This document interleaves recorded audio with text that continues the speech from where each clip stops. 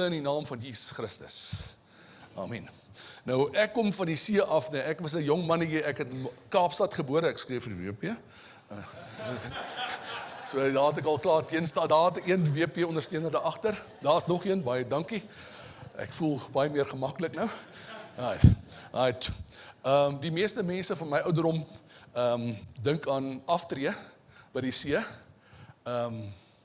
Ek dink om te begin. Ek's 'n bietjie van 'n late bloomer. Ek het akademies geswat en ek het akademiese, maar ek het ook baie historiese jare agter my rug. Ek was maar besig gewees. Is van daai mense wat die army gejoin het, sport parachute club gejoin het, nog voor ek in die weermag was. So is iemand wat vir die weermag werk? Daar's 'n paar mense wat vir die weermag werk. So dis dan vir daai mannetjies. Maar die Here het vir my gemaak, daai tyd 'n soldaat. Ek was die adjutant van Noord-Kaap Baga eenheid gewees. Hy was in my lewe gewees en nou is ek 'n soldaat vir Jesus. Heeltemal totaal en al. So hier is in binnekant is daar 'n God-shaped hole wat net God kan vul. Maar ek was 'n besige mannetjie gewees. Van skydiving, whatever jy kan doen, ek het van motorfiets gehou wat jy se oor kon vasdraai. Ek het saam met die haie geswem. En ek was 'n windsurfer gewees. My hare het op my skouers gehang. Ek het soos 'n disipel gelyk en nou is ek 'n disipel. So dis nou 'n bietjie waar ek vandaan kom. Die Here het genade gehad op my lewe. 'n paar maal wat ek het as min mense wat kan sê 'n kar 5 maal gerol en 'n kar geflip. En elke keer kon uitstap uit, ek het geleopardkrol daar by die vooruit was, uitgeleopardkrol. So die Here se engele het supernaturally oor my waak gehou 20 jaar terug. Ek het net na matriek die geleentheid gehad om die Here aan te neem en ek het gepaas. Ek het gesê nie nou nie. My broers was almal op Stellenbosch gewees en hulle het my vertel wat als op Stellenbosch gebeur. Jy praat nie uit nie en ek wou dit ook doen. En vir 20 jaar het ek ompad gery. Ek het gravel road, ek het singplaatpad gery. Ek het al my geestelike goed wat ek geleer het, van die verkeerde kant van die draad geleer. Ons kan later eendag as mekaar gesels, een op een kan daar gesels wat ek als doen, maar die Here sê, ek hoef nie te vertel wat ek als verkeerd te doen het nie. Ek kan sê, hy het my gered. En dis hoekom ek die reg het, of die voorreg het vandag, om hier te kan staan. Tydens die Tweede Wêreldoorlog was daar 'n seksie wat 'n sekere toegangsroete moes beskerm. En die aanval op hierdie pos was verskriklik vel gewees. Die seksie is bietjie uitgedun, man daar's later om net 1 of 2 ouens oor. Die man is by radio vir sy bevelvoerder, hy sê, hoorie, ons het versterkings nodig. My ammunisie is besig om klaar te raak. Jy sê, byt vas, 20 minute. Na 15 minute daarna, dis dit weer, 5 minute daarna, hoor jy kom, my ammunisie is klaar, ek trek 4 hierso. Bevelvoerder sê vir hom in die radio, byt vas, ons kom. Nou is nog 15 minute, so gaan dit later tot op 10 minute, 5 minute. Toe die versterkings aankom, was die man nog lewendig en hy het sy pos gered. En die Here wil vanmôre sê, nee. En my hele boodskap vanmôre gaan oor staan vas. Die aanslag gaan kom. Ek sê vir jou, die aanslag gaan kom.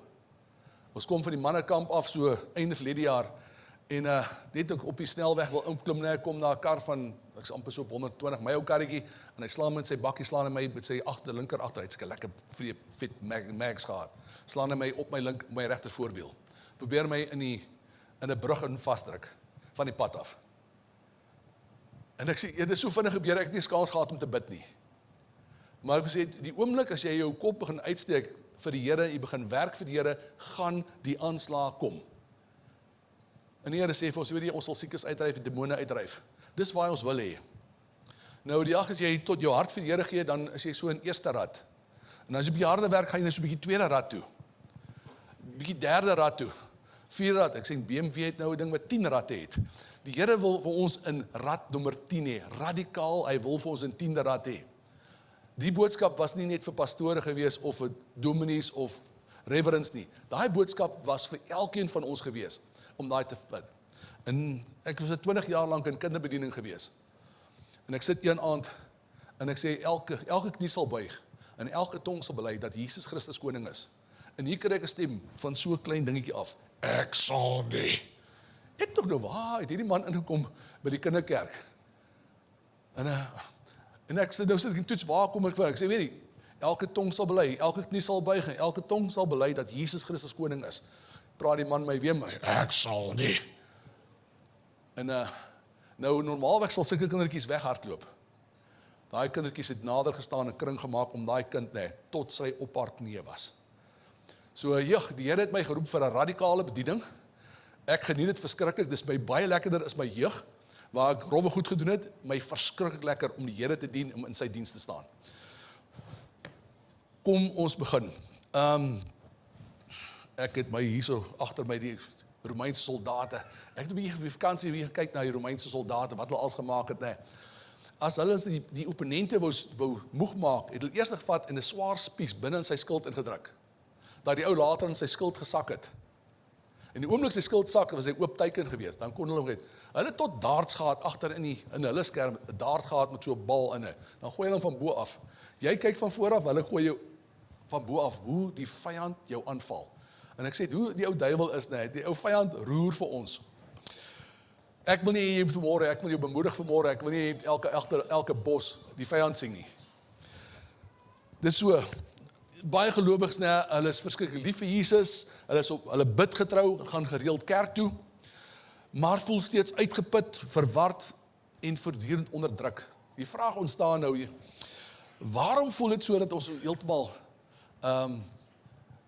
onder vuur is, ons vuur trek? Ons kry antwoord in Jakobus 1, vers 2 tot 3. Dankie. En dit sê, consider it joy, brethren. En ek sê, dis een van die moeiliker vers in die Bybel om te vat. Veral as jy daar onder in die vallei trek, jy kry daar bo op die heuwel, op die bergtop is dit echt.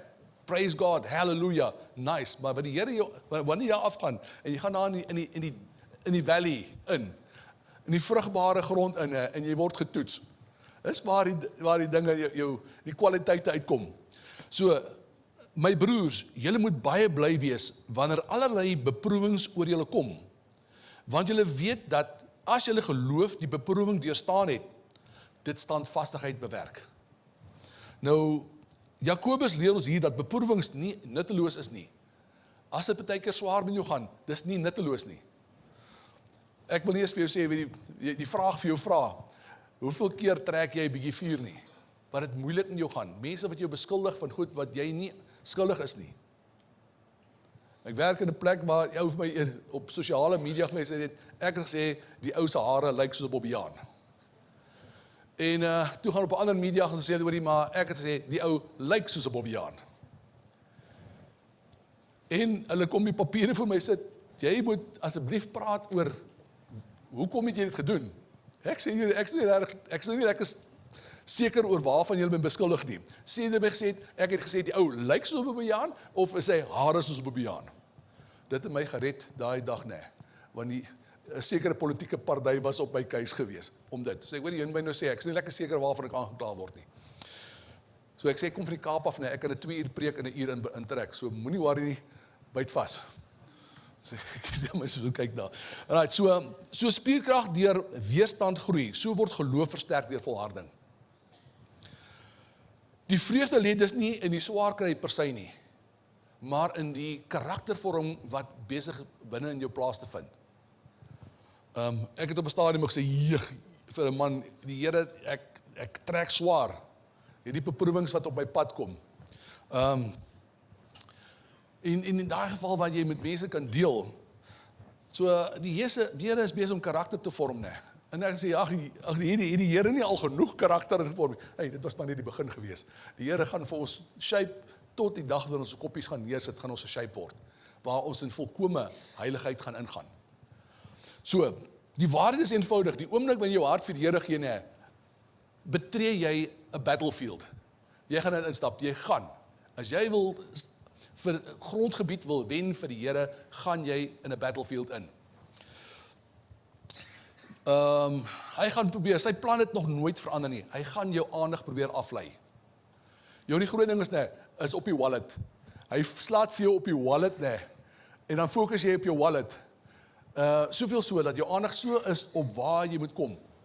Op 'n stadium het ek en my vrou, hier, ons het swaar finansiëel gekry. Ek het gehokkie afgerig, hier in Limpopo. Ek was 'n rondreisigende hokkie afrigter. En om geld bymekaar te kry. En op 'n stadium sit ek en my vrou, ek en my vrou sit saam, ek sê, hoorie, ek is moeg van sukkel. En ek en my vrou sê, die vrou kom jy saam, ons sit op saam. En ek vra, en ons bid, en sê, Here, ons is moeg van finansiële drukte wat op ons is. Want die vrou in die Kaap wat die huis hier moet betaal dit nie op nie, sy betaal so drips en draps 3 maal in 'n maand, ja, dan is jou hele cash voor daarmee heen.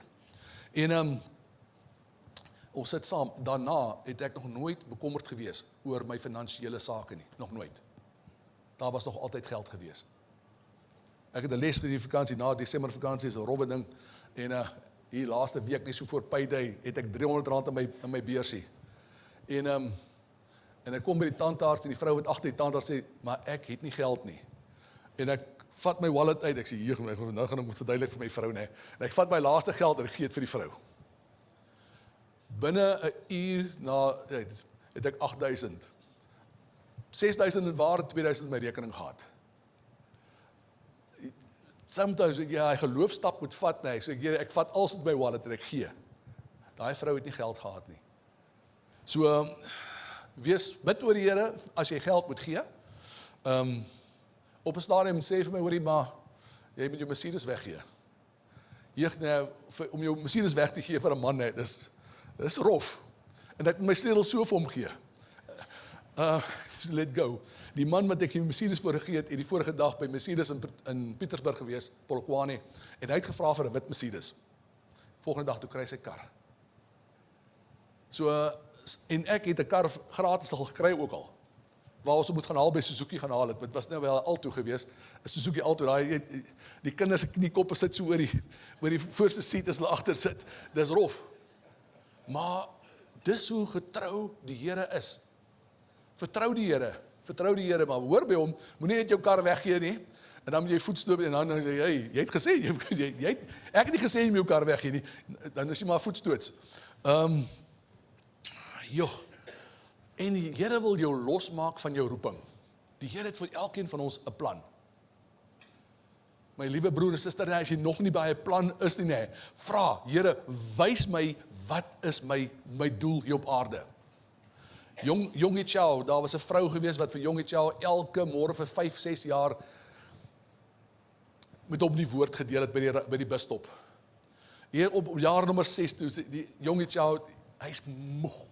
En hy sê vir die vrou, hoorie, I will accept your Jesus Christ. Daai volgende môre is sy vrou weg. Haar enigste doel was daar gewees om Jongie Chow in te bring. Hy bring miljoene Chinese in. En eendag wanneer ons deur die poorte gaan daai vrou eers loop, Jongie Chow gaan agterloop, en die miljoene wat hulle ingebring het, gaan agter Jongie Chow loop. Hoeveel mense het jy ingebring? Want dit sê, gaan maak disippels van alle nasies. Just check, jy kan die bumper sticker agter op die kar, op die bussies wat sê, how am I driving? Check gou self, hoeveel siele bring jy in? Want dis wat ons moet doen.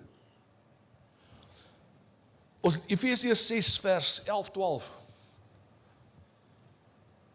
Efesiërs sê die volgende, en ek wil dit, as het om op die bord, beklee julle met die volle wapenrusting van God, sodat julle staande kan bly teen die aanslag van die duiwel.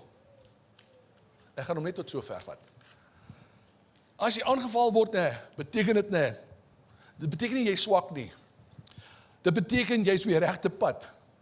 'n Broer het vir my gesê, weet jy net, as jy nie die aanslag van die vyand voel nie, is jy heel moontlik saam met hom op pad in dieselfde rigting. Dis nog 'n rowwe aanname wat die man gemaak het. Maar hier is goeie nuus. Het God ons nie onbeskermd, oningelig en onvoorbereid gelaat nie. Hy het ons bekleed met sy wapenrusting, bemagtig met sy gesag, en ons die oorwinning verseker deur Jesus Christus. ons weet wat die einde van die storie gaan wees. As jy 'n storieboek lees en jy het so eerste 2-3 hoofstukke gelees, dan is baie interessant, né? En daar's 'n paar karakters en jy gaan so na die einde van die boek, na die laaste hoofstuk en jy page so vinnig. Wat het gebeur? Is daar mense wat dit doen? Ek sien 'n paar skuldige gesigte. Hulle loer so agter in die boek net te kyk, hoe eindig hierdie storie? Ons weet as Christene, ons weet die oorwinning is alreeds vir ons verseker. We can step out erin. Geliefdes, baie mense dink Satan val net slegte mense aan. Om die waarheid te sê, nee, is hy nie so geworried oor die ouens wat dit nie gemaak het. Hulle sal sla in sy kant. Hy is nie oor hulle geworried nie. Maar jy, geliefde, wat jou kop uitsteek om die Here te dien, nee, jy is teenstand vir hom. Hy is bekommerd oor jou, want jy is besig om in sy koninkrykie wat hy het te steel. Waar God werk, daar sal altyd daar's die vyand ook probeer inmeng. Minder in 'n meerdere mate. So indien jy bewus is van die vyand se teikens, as jy weet waar val hy aan, is jy paraat en jy kan daai gate toehou waar jy jou nie kan aanval nie. Ongelukkig is die grootste probleem vandag gelowiges wat onbewus is en onvoorbereid is vir die praktiese en geestelike aanvalle van die vyand. En as ons die kerk wêreldwyd kyk nou, in waar ons geestelik hardloop, is die kerk maar bietjie bewerig op party plekke. Die manne, hulle kom nie by die afsnypunte uit nie. So die 5 hoofteikens van die vyand. Eerste ene, hy val toegewyde gelowiges aan, val hy aan. Nou is 'n ander spesialiteit, geestelike leiers. Ongelowiges, hy het so 'n spesiale aanval op hulle. Die gebrokenes en kwesbares, as jy down and out is. En dan die volgende, God se plan vir jou lewe. Die oomblik, hy wil nie hê, jy moet in God se plan instap nie. Satan val, die eerste punt, Satan val toegewyde gelowiges aan. Ons lees van 1 Petrus 5:8. Die Bybel sê, wees nugter, wees wakker. Julle vyand die duiwel loop rond soos 'n brullende leeu, op soek na iemand om te verslind. Dit is 'n realiteit. Is 'n realiteit. Geestelike laksheid, geestelike laksheid maak jou kwesbaar. Gelowiges wat groei in geloof, gebed en gehoorsaamheid is 'n bedreiging vir die vyand.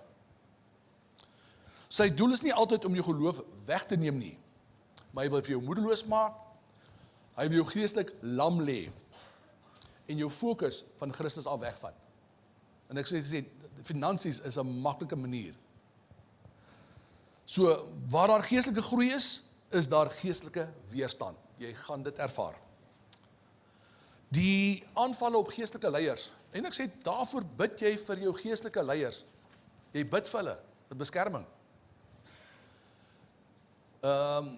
Leiers dra verantwoordelikheid en invloed. As die herder val, lei sy skape. Daar's van hierdie groot kerke aan die rand, waar die hoofpastoor met die sekretaresse bevriend geraak het.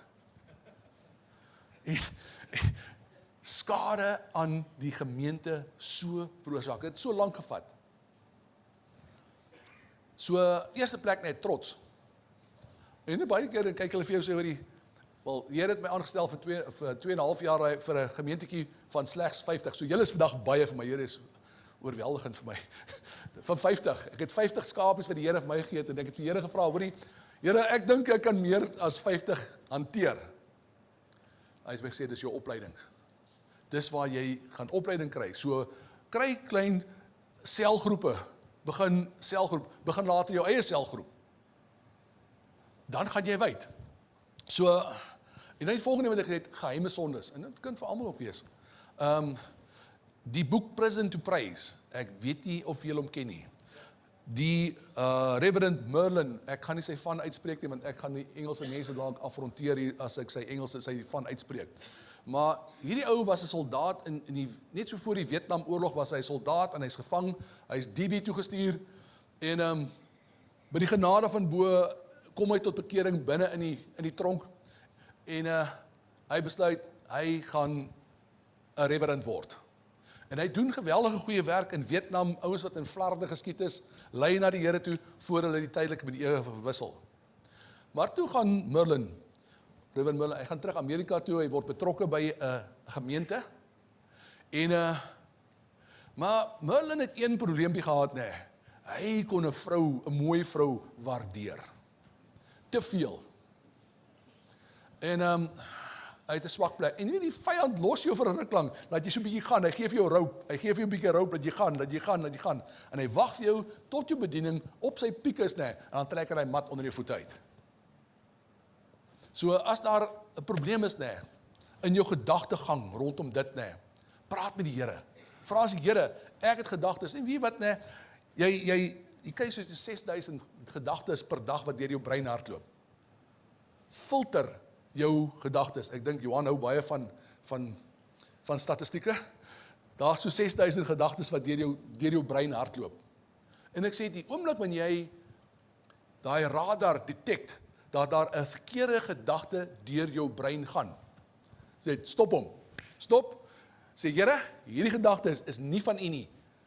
Man, ek sê dit Samaya, fitsek uit my brein uit. Duiwel, ek wil jou nie in my brein hê. Ek het geen kort te sê oor die duiwel nie. Hy moet gaan. Maar daai filtering van die gedagtes wat jy het. En ek sê daai man wat van die pad af wou druk, nee, ek stop in die kar en ek praat met hom nice. Civil. En ek ry terug en ek sê, Jon, wat is fout met jou? 10 jaar terug, nee, sou jy vir hom definitief die 5voudige bediening 'n paar keer wou gee. Herhaaldelik die 5voudige bediening wou toedien aan hom. En ek sê, ek praat civil met die man wat my nou wou net vermoor het. So, daar's 'n change hierso wat plaasvind net. Ek bid vir daai man wat my probeer vermoor, ek bid vir hom. Ek sê, Here, ek eis sy siel op vir die koninkryk. Moegheid en uitbranding. Die duiwel, dat hy sê, al doen jy goeie werk, nee, hy wil jou so besig hou daarmee, dat jy so moeg is, nee, dat jy nie meer kan verder gaan nie. So, die eerste plek is met jou verhouding met die Here, die vertikale, en dan vrou, kinders, en dan jou beroep. Nie beroep eerste, en dan God op die onderste vlak van nie. En nou is daar stilte. Nou is daar stilte, ons mense so kyk. Jou verhouding met God is die eerste. Dan moet vrou lief, dan moet kinders. Dan kom jy beroep in. Maar die oomblik, nee, en selfs geestelike leiers maak baie keer die fout, nee, dat hulle is full-blown en hulle neglect hulle familie. En dan kom dit agter wat ek vir 'n pastoor gaan woord gee, ek sê, hoorie, ek sien die trekker ploeg, nee, jy kyk nie agtertoe nie, jy kyk net vorentoe. Maar jy sit jou eerste wiel, wie's boere hier rond? Dat ek net verkeerd, is daar boere hier? Jy sit jou wiel in die ploeg voor, en jy kyk agter dat daai skare, mooi harde, want as hy klip vang, dan daai safety bolts wat in is breek. En ek sien daai skare kom so agter, aangeflap agter, en ek sê vir die kant, hy het dit nie goed gevat nie. Hy het dit nie goed gevat nie, maar jy kyk na jou huisgesin, dis jou eerste prioriteit, kyk na hulle eerste. Dan kan jy na gemeente toe gaan. Verdeeldheid, ek het hierdie storie van Etienne Blom, ek weet nie of Etienne Blom, hy gaan in Amerika na 'n kerk toe, hulle nooi hom daar, en al die brothers sit by mekaar, en hy vra vir hulle, hoe gaan dit? En die pastoor sê, nee, verskriklik goed met ons. Hy sê, jy lieg, jy het 'n probleem met daai man, jy het 'n probleem met daai man. En hy haal daai hele kerkraad omtrent in mekaar uit, omdat daar verdeeldheid was. Die oomblik as daar verdeeldheid kom, nee, is die impak wat Jesus het, word genullify, as daar verdeeldheid is. Partykeer kan jy van 'n persoon verskil. Ek kan vir my ouens wat bokant my sê, hoorie, you know what? I differ from you, but I will submit. I will do it.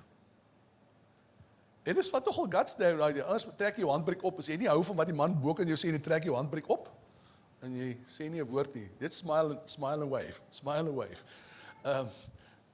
Ek hou van rangorde, want God is nie 'n God van chaos nie, God is 'n God van rank. Daar is nie chaos in God se planne nie. So, al baie keer stem jy nie saam nie. So Here, ek submit onder die gedagte. Leiers moenie net sterk preek nie, hulle moet sterk kan bid. En 2 Korintiërs 4 vers 4. Satan verblind die ongelowiges. Dis hoe hy met die ongelowiges werk. Hy sal klaar aan sy kant, hy hoef nie met hulle te worry nie. Hy sal klaar aan sy kant. 2 Korintiërs 4 vers 4 sê, hulle is die ongelowiges wie se verstand deur die God van hierdie wêreld verblind is, sodat hulle die lig van die evangelie nie kan sien nie. Dit is die evangelie van die heerlikheid van Christus, wat die beeld van God is. By ongelowiges werk Satan hoofsaak deur misleiding. Hy moet nie enige van die triks, maar net deur misleiding. Hy hou mense te besig om te luister. Te trots om te bekeer, om te sê, weet jy, ek was verkeerd geweest. I've got sin in my life. Te verward om die waarheid te sien. Daarom is evangelisasie 'n geestelike stryd en nie net 'n gesprek nie. Ek het my voelers by die Gideons ook, waar ons Bybels uitdeel, na skole toe gaan en Bybels uitdeel. Ek trek my een baadjie aan, en sit ek uit, dan trek ek 'n ander baadjie aan, en dan Sondag trek ek weer 'n ander baadjie aan. So, hierdie ding, om uit te gaan, ons het nou 'n street shower gehad, waar die armes van die armstes van die armstes in Polokwane by mekaar gekom het. En ek het nog gewonder oor hoe gaan hulle die evangelie, die gospel vat. En by the grace of God, hoe daai ouens gekom het en toe kom luister, uit sy Bybel gekry na die tyd en uitgegaan het. Maar ons moet bemoei, en baie keer gaan die ouens vir ons challenge, baie keer, die ouens wat slim, daai dik brille het en slim geleerd is. Dan sê, hoorie, maar kom ek wys, het jy siekte, kom ek bid vir jou. Dan kan ek jou wys wat die Here doen. Ons gaan nie stry oor die Bybel nie. Kom ek wys jou wat kan die Here doen. So baie keer wil jy in 'n argument betrokke raak, en die ouens is slim. Hulle gaan jou uitmekaar uitskeer. Bly weg van die argument af. Wys hom wat die Here kan doen. Lê jou hande op. En baie keer is dit, as jy te skaam is om die eerste tree te vat. Die Here het aanvanklik my gevat na straatbediening toe. Van winkel na winkel toe geklop en sê, kan ons bid. En dan leer jy nogal 'n redelike vrymoedigheid op 'n Saterdag of Vrydagmiddag met mense te gaan en oor die evangelie te gaan gesels. Kan ek vir jou bid? Ek was gistermôre by die wet ingeweet, my honde se ore, die vliee val hulle aan, en ek moet gaan juice kry om hulle ore te beskerm. En hier sit 'n swart man daaronder, en ek begin met hom gesels. En ek sê, hoe gaan dit met jou? Hy sê, nie goed nie. Nou die ou ding sê, daar het jy al klaar 'n aanknopingspunt. Dit gaan nie goed met jou nie. En hy wys my been daar, ek weet nie wat spinnekop omgebyt het nie, maar dit lyk woes, dit is pers. Hy sê, maar die probleem lê nie daar nie. Hulle het vel afgehaal hierso en daar neergesit, maar nou is die probleem hier. Ek sê, can I pray for you? En ek bid vir hom so binne, voor ek nog met die tannetjie agter die til gepraat het, kan ek begin vir jou bid. Om daai vrymoedigheid te kry, om met mense net te bid. Hulle het nou toetse gedoen in Amerika oor selfs afstande, wat as jy vir 'n persoon bid wat in 'n hospitaal is daar 'n chemiese of 'n reaksie wat plaasvind binne daai persoon se brein. En dis nie eens Christene wat die toetse uitgevoer het. Daar's 'n Christen tannie wat dit gemonitor, maar dis nie eens 'n Christen tannie nie. So daar's die krag van gebed. Bid vir daai mense. So, evangelisasie is 'n geestestryd, nie 'n gesprek nie. Satan teiken die gebrokenes en kwesbares, wanneer jy down and out is.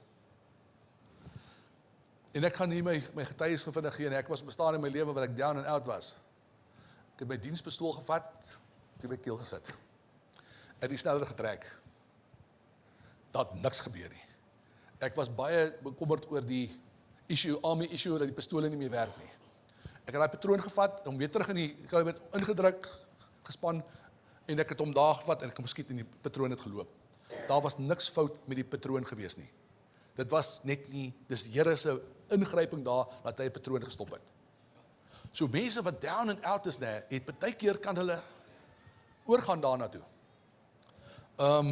Ek gaan dit tog aanraak, ek was betrokke gewees by Tai Chi in die oosterse sporte.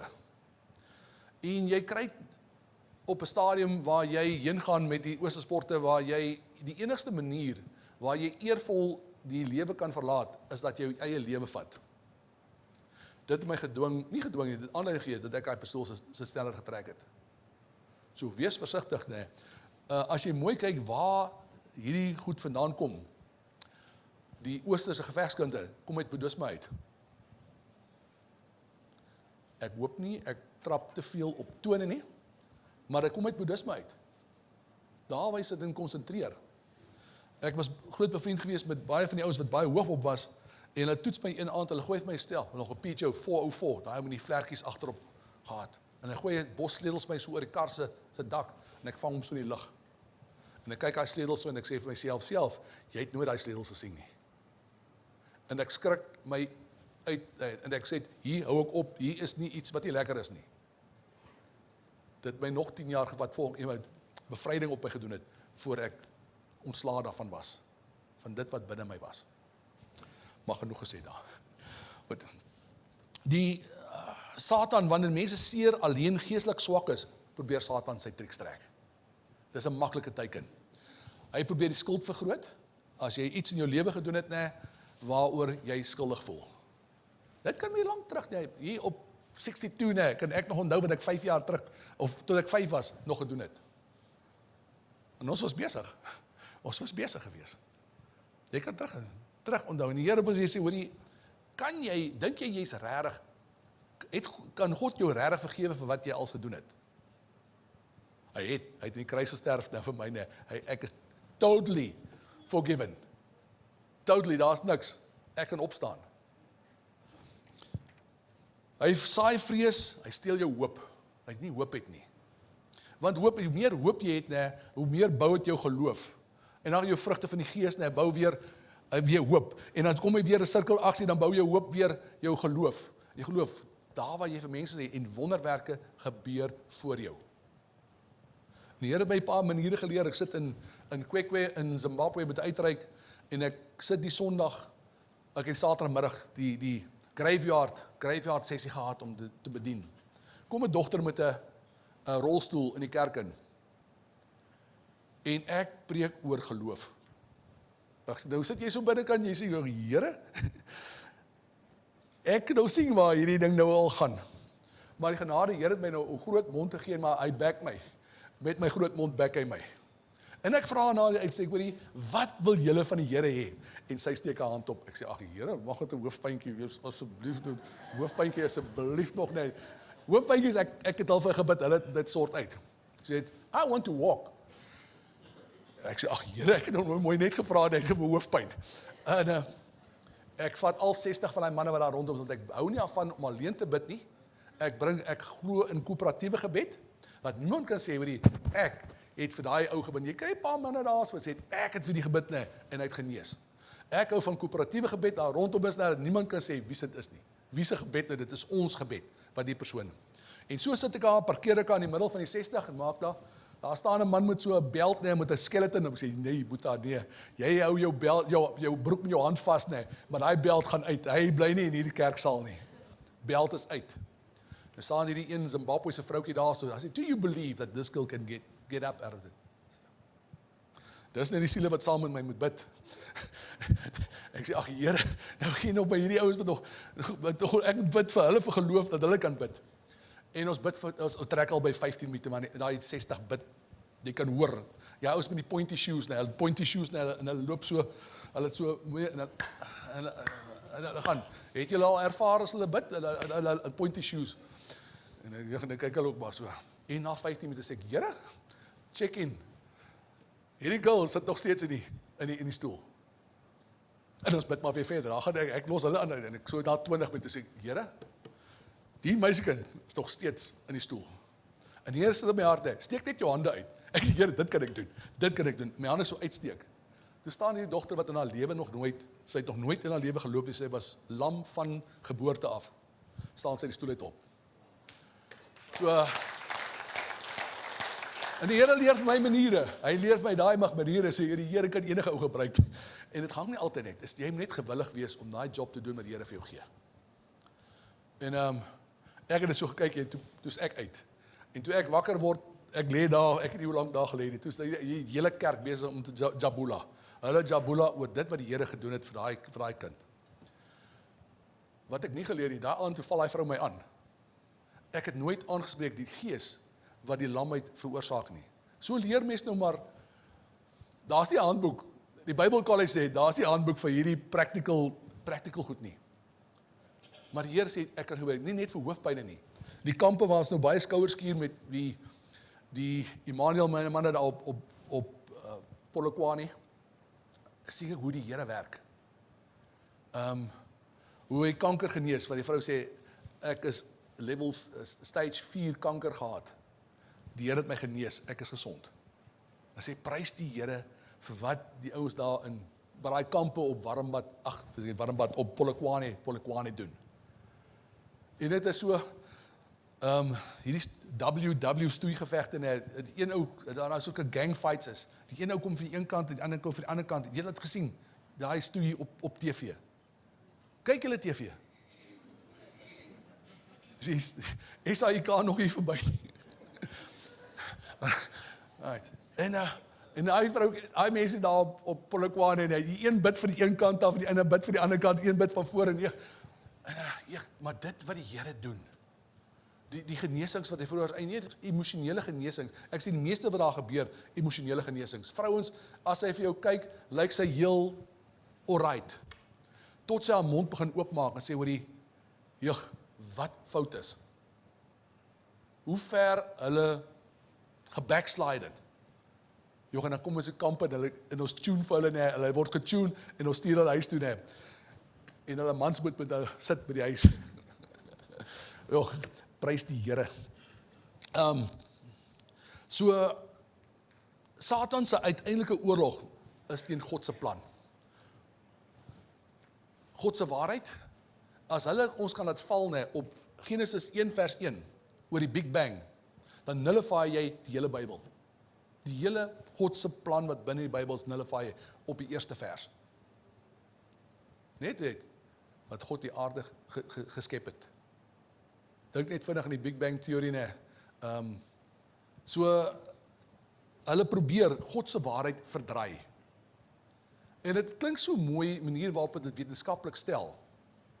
Laat hy sê, op 'n stadium was ek ook in Darwin. So die Here het my die geestelike pad bevat, maar die verkeerde kant dat beoefen. Charles Darwin se stellings. Ek was daar. Ek het hom in 'n biblioteek die boek opgetel en begin lees. En dit my heeltemal my mindset verander oor by die grace of God, hy het my toegelaat om daar te wees, sodat ek kan uitkom daaruit. Hy val God se kinders aan, en ek sê daar waar hy op selfs jou lewe stel hy in gevaar. God, die vyand gebruik enige iemand wat in sy arsenaal is om ons te garra. En dan God se doel vir die mense lewens is hy daai ding kan blok en jy kan nie uitkom by die doel waarvoor God jou geskep het op die aarde nie. As hy smiling all the way to the bank. En dit gaan nie oor hoe oud jy is nie, jou ouderdom nie. As ek op 62 kan begin inkiek, instop, ek dink, ou daai gesê, weet jy, ek swat vir my pension job. Hoe oud jy ook mag wees, dit maak nie saak nie. Die siele wat jy moet inbring, is al wat belangrik is vir God. Elke aanval is eintlik 'n bewys dat jou lewe betekenis in God se lewe, in God se plan is. Lukas 10 vers 9 en dan sommer Markus 16 ook daar. Kyk, ek gee aan julle die mag om op slange en skorpioene te trap en oor al die krag van die vyand. En niks, en ek sal dink net op daai niks betekening van niks sal jou ooit skade doen nie. Markus 16 vers 7 en 8 beskryf die tekens wat gelowiges sal volg, demone uitdryf, 'n nuwe tale spreek, dodelike dinge hanteer sonder skade en siekes genees. Daai vertaling is so 'n bietjie ander vertaling. Ek is nie so gemaklik met hom nie, maar daar is 'n hele van die nuwe vertalings. Geestelike oorlogvoering is nie net vir elite Christene nie, dis vir ons elkeen. Dit is 'n daaglikse werklikheid vir elke gelowige. So belangrik om te onthou. Ek gaan stadig sê, die Kaapenaar gaan nou stadig praat hierso. Ons veg nie vir oorwinning nie. Ons veg uit oorwinning uit. Ek gaan dit weer sê, ons veg nie vir oorwinning nie. Ons veg uit oorwinning. Ons weet, dis al klaar, die stryd is al klaar gewen. Ek kom uit 'n familie uit waar daar nog 6 ander broers bokant was. Hulle was nie almal my ma's nie, maar ek het nog 6 ander broers gehad. Maar niemand het aan Kleinboet gevat nie. Want al wat ek gesê het, hoorie, hierdie ou gee vir Kleinboet bietjie moeilikheid en hy moet gaan rugby oefen vanmiddag. Dan is hy daar onder die skram net, dan sort ou Boet, sort hierdie manne uit. Ons het nog aluminium toks gehad, stads gehad. Dan loop jy so bietjie oor die sement met hom. Jy dan raak hy so skerp, En as hy man so lê, dan gee hom so 360 net so op die bout. Vanaand as hy op die stort staan, dan brand hy verskriklik lekker. So Jesus het reeds die vyand aan die kruis oorwin. Die fight is klaar gewen. Jakobus 4 vers 7 gee vir ons 'n eenvoudige maar kragtige strategie. Dit is 'n belangrike ding. En hy begin by onderwerp julle dan aan God. Weerstaan die duiwel en hy sal vir jou wegvlug. Nou onderwerping kom altyd voor weerstand. Wanneer ons gedagtes, emosies, vrese en besluite aan God onderwerp, verloor die duiwel sy greep op jou lewe, die aanvalle. Het sy in jou gedagtegang, want 90, of 'n groot gedeelte van die gevegte wat plaasvind, vind tussen jou ore plaas. Daai buurvrou wat jy so oor die draad kyk en jy sê sy's verskriklik mooi vir jou, maar jy's getroud. En ek sê, manne, en ek sê by vrouekamp ook, die manne sê, hoorie, as jy 'n vrou sien en sy's mooi, jy kyk en kyk weg. Kyk, sit jou gedagtes by. Want die tweede kyk, is moeilikheid. Vrouens, daai man, die buurman na ver, of die ou wat saam met jou atletiek hardloop hier teen die berg uit en jy kyk vir sy kuite en jy val oor 'n klip.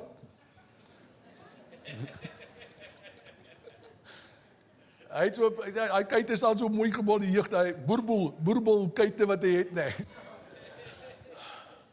Kyk, weg, en ek praat sommer met die jong girls ook sommer nou. Die wat nog nie gering is nie. Ja, as ouens wat nou ander kant te kyk, hulle wil my nie ook kyk nie, so ek sal maar afkyk, So as jy nou skuldig is, omdat jy man, 'n mooi kuit is 'n mooi kuit, dames, ons kan nou niks daaroor wel sien. Maar as hy tweede kyk, wat hier in jou kop gaan vassteek, en wat jy gaan die fight gaan begin. So, dis of oor die boerboelbroeke wat ek nou oor gepraat het, Onderwerping sluit gehoorsaamheid in aan God. Wat lei na die regte verhouding, to be in a right standing with God. Wat jou in staat stel om in autoriteit te beweeg. Maar jy weet as jy hand opsteek, 'n speedkop, as daai groot trokke wat verbykom, as daai speedkop so maak, hy steek sy hand so op, jy dan trek daai brieke, dis al 15, 16 tyre, of al 16 tyres wat hulle briek. Want agter hierdie hand is die regering se mag wat hy hom gegee het, sy autoriteit wat hom gegee het, En as ek my hande op iemand wil hê, moet ek backing hê van behind wat Here vir my gee, as ek my hande op persoon lê. En hy genees. Hoofpyne wat gaan, jy sit jou vingers so teen die kop.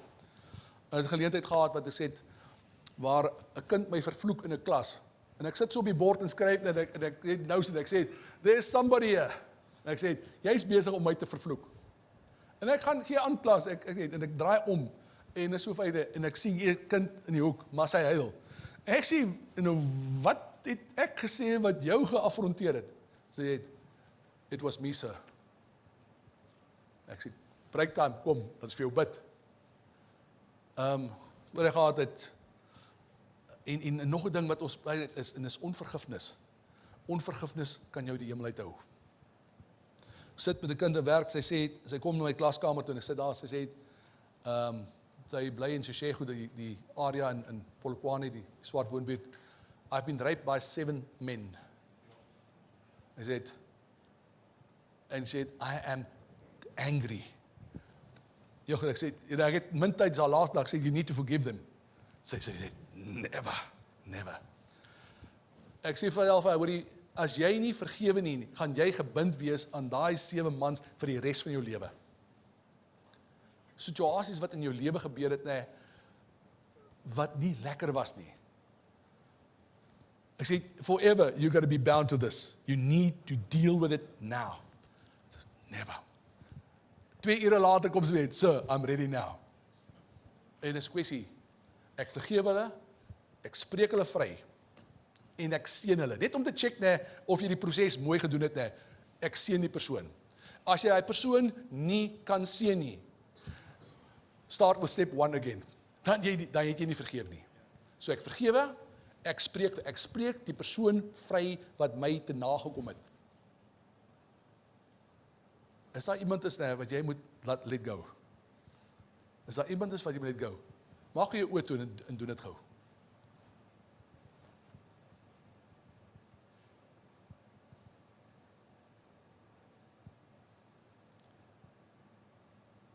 En ek sê vir Here, dankie vir persone wat nou uitgestap het en mense vergewe het.